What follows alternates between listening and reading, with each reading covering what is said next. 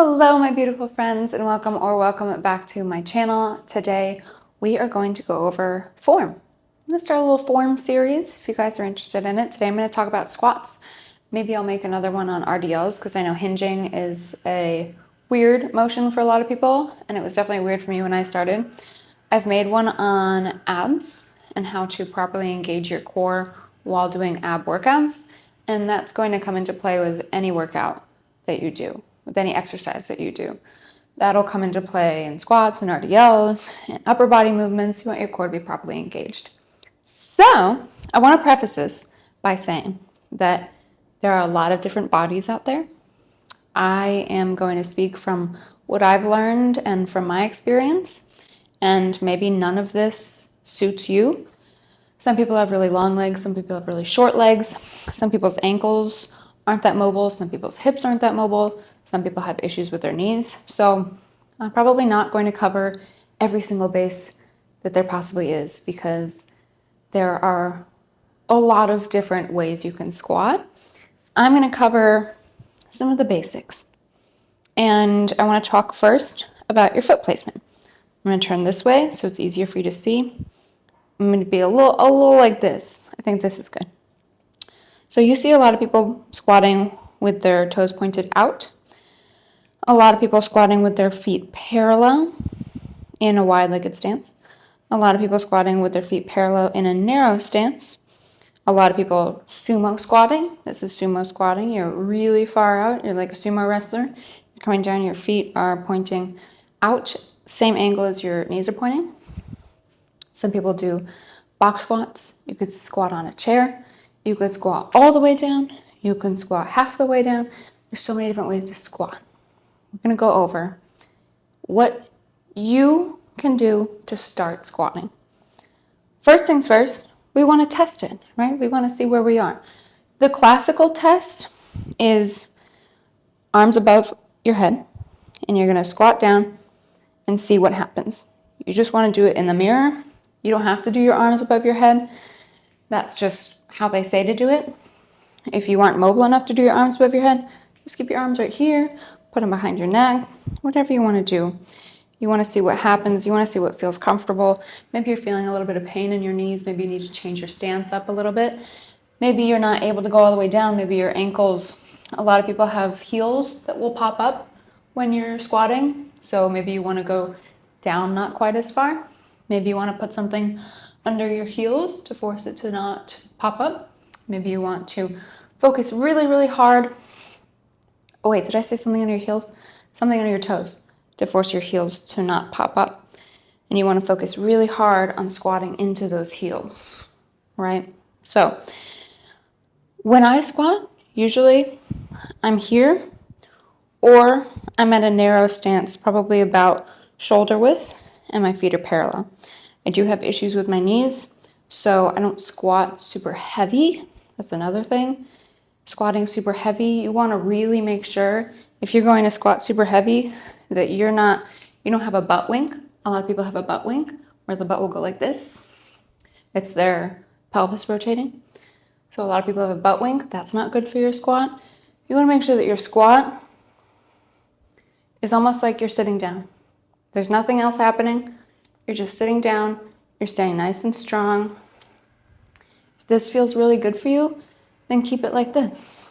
You don't have to go super heavy, right? You don't want your knees to come all the way over here. You want them to come probably around here. If you feel comfortable, you can sit back even further into it. If you sit back further, you're going to push into your heels more, engage more of your glutes. I'm not going to sit back further because I have nothing to sit onto. I'm going to try to go back as far as I can without falling. So in this position, I'm engaging more into my glutes. I'm squeezing my glutes coming up. Another thing with squatting, you see a lot of people coming up, going like this, and almost overextending. Well, actually not almost. And overextending, you want to avoid that overextension because you're going to lose the engagement in the muscles that you want to be engaged. So when you come up, you want to do a little squeeze and tuck. You're not going here. You're squeezing and you're tucking your pelvis. Going down, you're coming up, squeezing and you're tucking your pelvis. It's going to be a lot easier to practice that motion if there is weight on your back, no matter what the weight is. It's just going to feel a lot better than doing it in thin air. So you want to come down, you're going to come up, and you're going to squeeze. So this is the position that your body should be in. If this feels weird for your body, play around with it. See what feels good, but do not overextend. If you need to extend a little bit, if you want to push, tiny, tiny, tiny movements. Push a little bit forward, push a little bit forward, but we're not. When I first started, I was squatting like this. And that's just not doing anything for anybody, really. So that's what you want to start with. You want to start just feeling around. Maybe this is really hurting your knees. Maybe you need to go out a little bit further. Maybe your ankles aren't as mobile. Maybe your hips aren't as mobile. Maybe this feels better for you. As far as depth goes, there's a lot of arguments on depth. Some people say that you need to be all the way down here in order to even get the benefit of a squat. Some people say that this is way too far and you should be here. Some people say you should be here. Some people say you should be here. Do what feels right for you. Play with them. If there's any pain in any of them, absolutely stop. For me, I'm right here. I think I'm at around parallel. I'm not going crazy, freaking out about hitting parallel or not hitting parallel because I'm not a power lifter. So it doesn't really matter for me. If it feels good, I'm going to do it. If you're competing, you need to hit parallel, cool. Hit parallel, watch yourself in the mirror.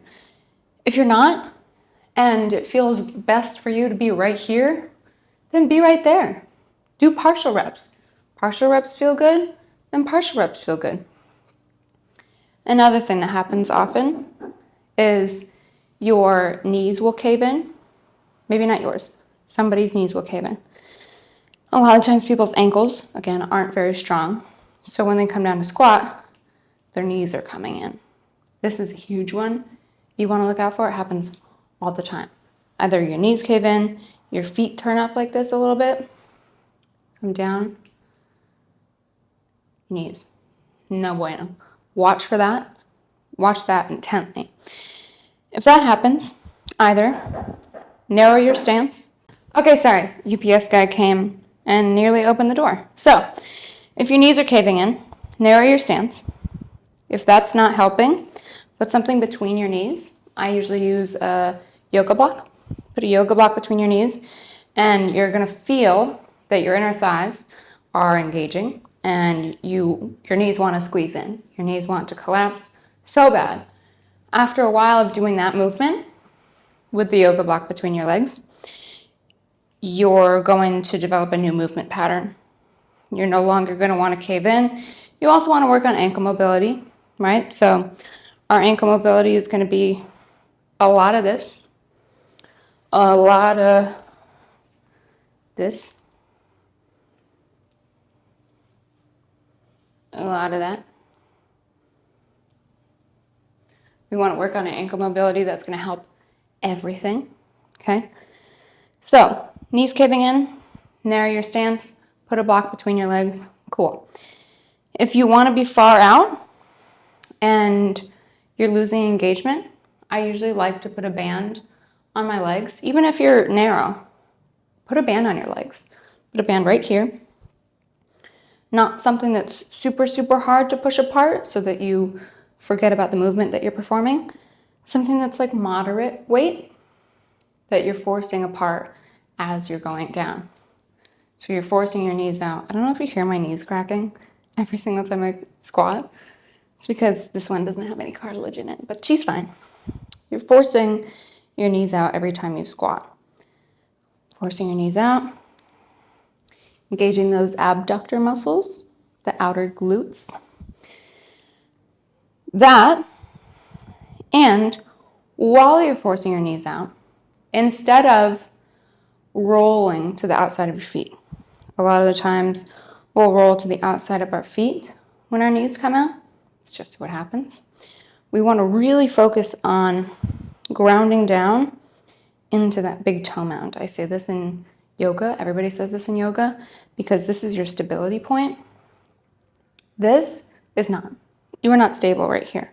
If I were to stand on my foot like this, I want to go in. I want to go in and I'm going to fall over. So we're pushing our knees out. We're grounding down. We're going to feel a little bit of external rotation in those thighs. And we want to focus super intently on our big toes, our knees, and our heels. That's what we want to focus on. And I know it sounds like a lot, but just do one at a time. Forget about the feet. Do our knees. Make sure our knees are not buckling. Make sure our knees aren't like the whole time, okay? If they are, and your ankles are fine, you want to strengthen your knees, you want to use bands. You want to do some band work with your knees. Put a band over there, your knee is here, and you're pulling the band wrapped around the back. Pulling, strengthening that knee, okay? Focus on the knees first, and then bring everything else into it. It's really hard to focus on multiple things at once, especially when you're first starting to work out. And I know that this video has been like all over the place because I'm not very good with structure. But I got you all the information, didn't I? And if you have any questions, you could totally ask. But knees first, okay? Then heels, because a lot of the times people's initial instinct is to pop up onto their toes when they squat down. I see this often. It might be mild, might be super, super mild. If you do that, you're putting something underneath, not necessarily underneath your toes. You're going to put it right underneath the, what is this called? This here. You're putting it right there. And you're keeping those toes elevated up off the ground, focusing on pushing through your heels, okay? And then we can work on the big toe from there. We can work on the foot not rolling out, okay? That's narrow stance. Wide stance too, but not so much. Yes, you want to focus on not rolling out, and you want to focus on the heels, but it's a little bit harder in a wide stance to focus on the big toe coming down, because if your big toe comes down in a wide stance, your knees are going to come too far in. So my big toe, just playing with it without even squatting. I'm putting my big toe, my knees are already coming in. So I kind of want to avoid that in a wider stance. I only really want to do that in a narrow stance. And then sumo, way out here, you could play with sumo. It's a little bit weird to start with as like a first squat stance. I wouldn't recommend it as the first squat stance you play with, but you can play around with it. You can put a dumbbell right here in your hands. Go here. You could do no weight and just play around. It's definitely going to hit more of those glute ham tie-ins, which are right here, than anything else. Okay? Last thing, real quick, quads versus glutes. What's working harder? If you are focusing super, super hard on your heels being pushed into the floor, your big toe being pushed into the floor, and your pelvis rotated, instead of being like this, if you're out like this, it's going to be more quads. If you're tucked in, you can make it a more glute dominant exercise. I would just say, if you want to make it more glute dominant, go lighter, because while your glutes are very, very strong in that movement, it's really easy for quads to take over.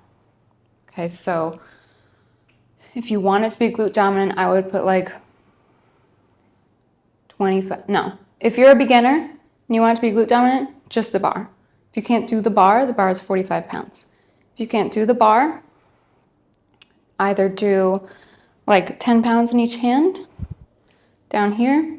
If you can put 10 pounds up on your shoulders, down here, and just feel it. Feel the difference between having your glutes out like this and squatting versus having your glutes tucked in. and squatting. And normally, when you're squatting, I lied, this is the last thing. If your back is straighter, it's going to be more quads.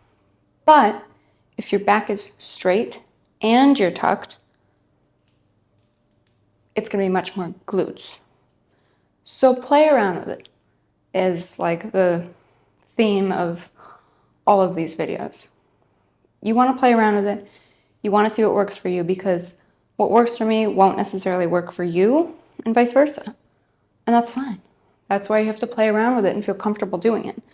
But now that you have your basics, even though they were all over the place, you have your basics, you can go in and say, okay, I know a wide leg stance. I know what I should do. And if you want, use a box. There's nothing wrong with using a box, sitting down, seeing how it feels. Even if sometimes the box is down here, sometimes the box is up here, just tap your glutes, see how it feels. Play around, squeeze your glutes, make sure you're always squeezing your glutes. And just see, how does it feel? What do I want? What does my body want?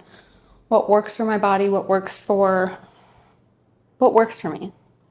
See what works for you and go from there. I love you guys so much.